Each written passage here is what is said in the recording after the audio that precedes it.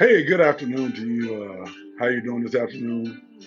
Listen, as bad as I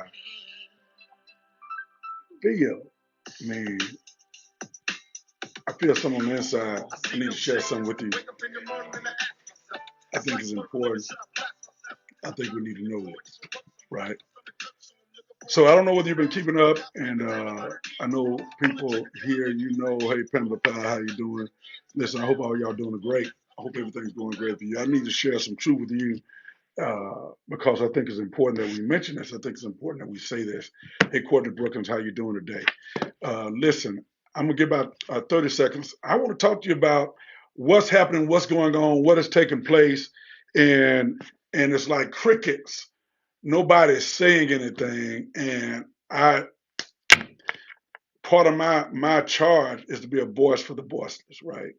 And so I understand that's my calling. I understand I'm called to be a voice for the voiceless. So let me be a voice, all right? So over the last few days that we are where we are, we're going through what we're going through, and four inmates broke out of the Hines County Detention Center and on the loose, and one of them killed the pastor. He breaks out of the Hines County Detention Center, four inmates break out of the Hines County Detention Center. And now a beloved man of God, being a good Samaritan, is dead.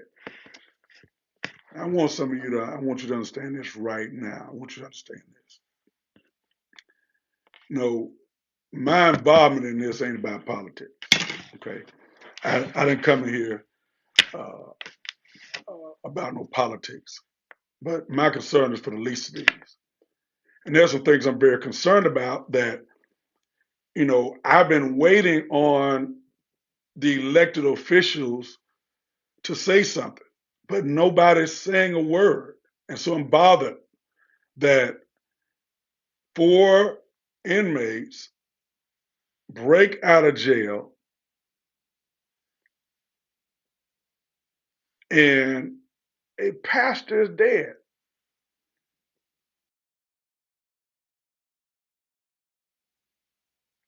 But yet I haven't heard anything from elected officials, right? Where are the elected officials that say they care so much? Okay, we Hines County is in the county, the city of Jackson's in the city, but they say the reason they're doing what they're doing is because they care about the safety of the citizens, where we know is really about a hostile takeover. But not one elected official. Where is the Hines County delegation in this matter? Where is the governor in this matter?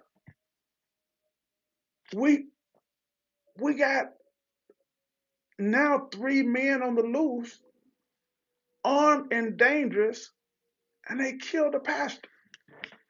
And you ask me my why. I want everybody to listen to me. This is the why. People ask me, why are you involving yourself in this political process? Because if we don't get accountability, we're not going to have a place where our children's children can live. I am a fourth generation, at least four generations of my family have lived in Hines County. At least four that I know of have lived in Hines County, have raised their children in Hines County, have been a part of Hines County. And I want to leave a blessing to my children's children, but how can we be silent by such a serious issue? We have inmates on the loose. This makes six escapees over this period of time. And I want you to understand something.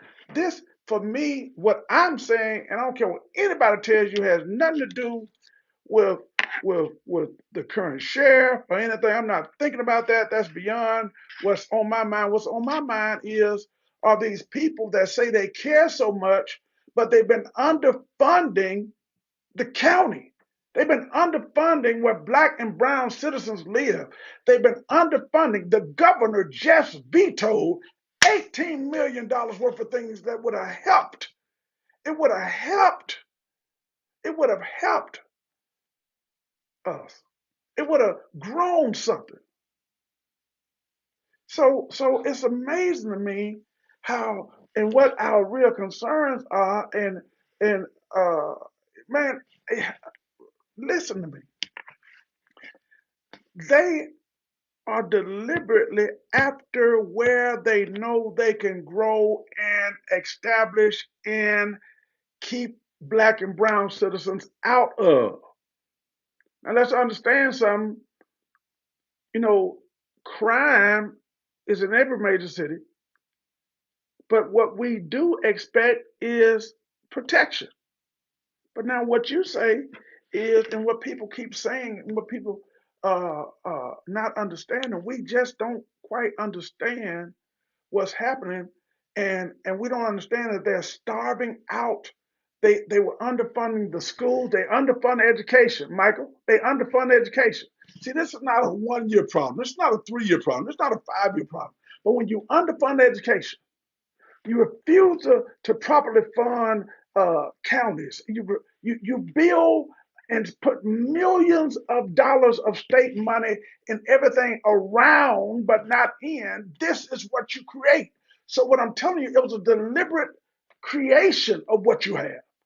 And so what we're see when you blame, man, when to blame the sitters, to blame the all the leadership who does not have absolute control is like blaming slaves for being enslaved. Okay, you don't understand that if we do not come together, if we do not say something, we can't be quiet. What I'm saying with you right now is against the best advice of those that are handling me. So, but people already told me, what people say, I can't win anyway, I'm not gonna win. But for me, it ain't about winning. I got a job. So it ain't about winning. It's about is anybody speaking up for the senior citizen and the person that stay by themselves that's afraid because we don't know where these prisoners are. Is anybody speaking up? Where is Governor Tate Reeves now? You care so much, Governor. Where are you now? Right. So stop talking about Trey Lamar. Y'all stop talking about it. We care about the city. You don't care nothing about no citizens. Okay. What it's about is we got to speak up for what is happening, but there got to be accountability because a pastor is dead and his wife, his children, his grandchildren, his congregation has to mourn, and they're mourning and they're in pain. But when you go look at the real issue, you can't look right now. The doors and stuff, the stuff is, and they know it's messed up, but they refuse to allocate the money, and they've been doing that for years. So all this is a part of the program. This is part of their process. Their process is to starve Jackson, to starve Hinds County, to make black leadership look incompetent and look bad and they want you as black citizens so they can do like in Memphis, and now they can turn around and get you to elect a white mayor, a white this, a white that. I actually had somebody tell me that, man, we need white. Don't run against Senator Blunt. We need white. We got to have white people up there representing us. That's the kind of mindset we got. Now, I'm already in trouble, right? But I want y'all to understand something. I want you to understand, and I want those that listen to understand that this is bigger than what you think. Okay, and when you deliberately have policies and laws and refuse to fund for decades, you underfund education for decades. You and that's what allows what we're seeing now. I'm not pushing it off on just somebody else. As people of color and people that care, we gotta stand up. And that's why I'm doing. I'm standing up. This is what I can get back. I can get back my voice. That's what I can get back. Right? I can get back my voice because I'm not bought. Right? I'm not bought. I ain't done nothing illegal. I ain't took nobody money. All that. I ain't perfect, but I'm telling you, I'm not bought, and I'm not afraid. They can say stuff. Most stuff people know about me. I already told it. So that's not what I'm worried about my people. So I'm telling you, I've been impacted by this county all my life. I need you to understand. We got to have some voices. We got to have somebody to speak up, even when it's rough. We got to have somebody. Come on, y'all. We need somebody to speak up, man. We need somebody that's gonna stand strong. That's what we got to have. That's what it's about. That's why I'm saying something. Because by and large, our elected officials been silent. But a lot of people not gonna say anything because it's election year. So it's election year. They don't want to ruffle nobody's feathers or say the wrong thing. What I'm telling you is, I probably I can't go along with the program. You know, I'm gonna do it the way it's. Oh, I'm gonna have to tell the truth. What I promise is, I'm gonna tell the truth. What I promise is that the citizens that I represent, the citizens that I've been around, I'm gonna tell you the truth, even when it hurts. Okay, so it hurts, but right now we got a problem, and nobody should have to live in fear. I mean, the Hines County Detention Center, understand, is close to my family's property, right? And so that means all of my relatives and friends and people that lived on that end, they don't know where the prisoners are. They've killed a pastor.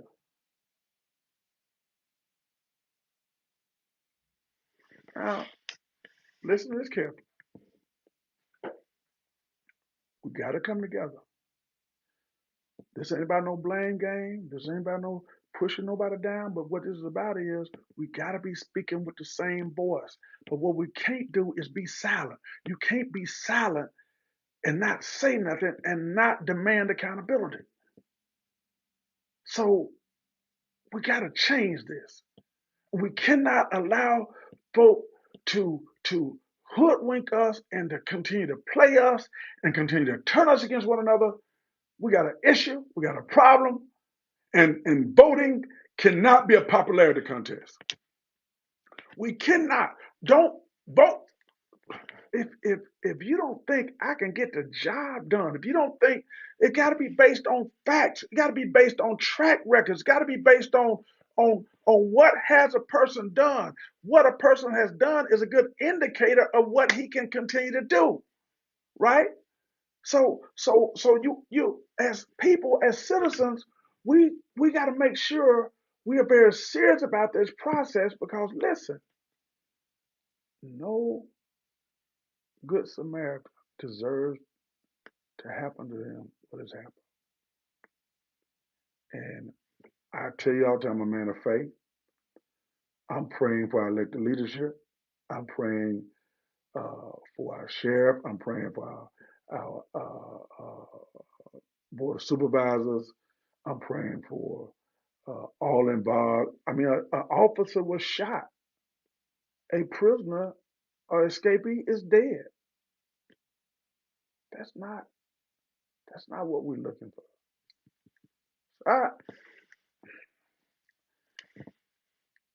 I know those that are listening, that's not from him. He says one thing after another. But I want y'all to understand, we're going to rise.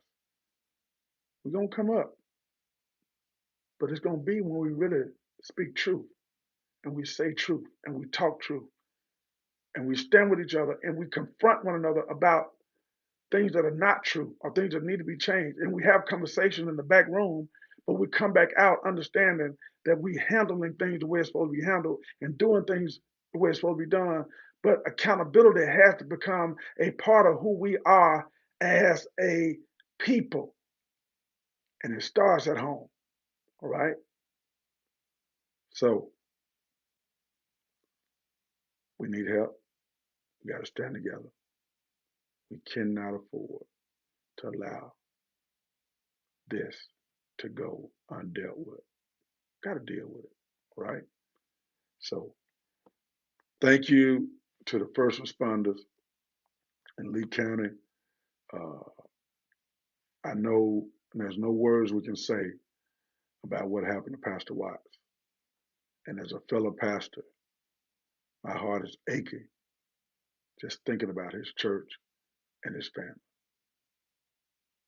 And I refuse to let his death be in vain.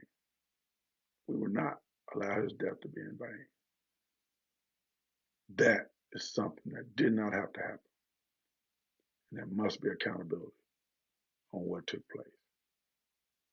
So guys, we got to stand. We got to stand together. We got to fight together. And remember this. Remember Dwayne Pickett told you this. I believe every person is redeemable. But sometimes, in order to have peace, you got to have conflict. Right? It's always darkest before day, as they say. So we can't sweep it under the rug. We got to deal with and plug the holes. Figure out where the holes are. That's what we got to do. We got to quit ignoring and dressing this up. We got to fix it.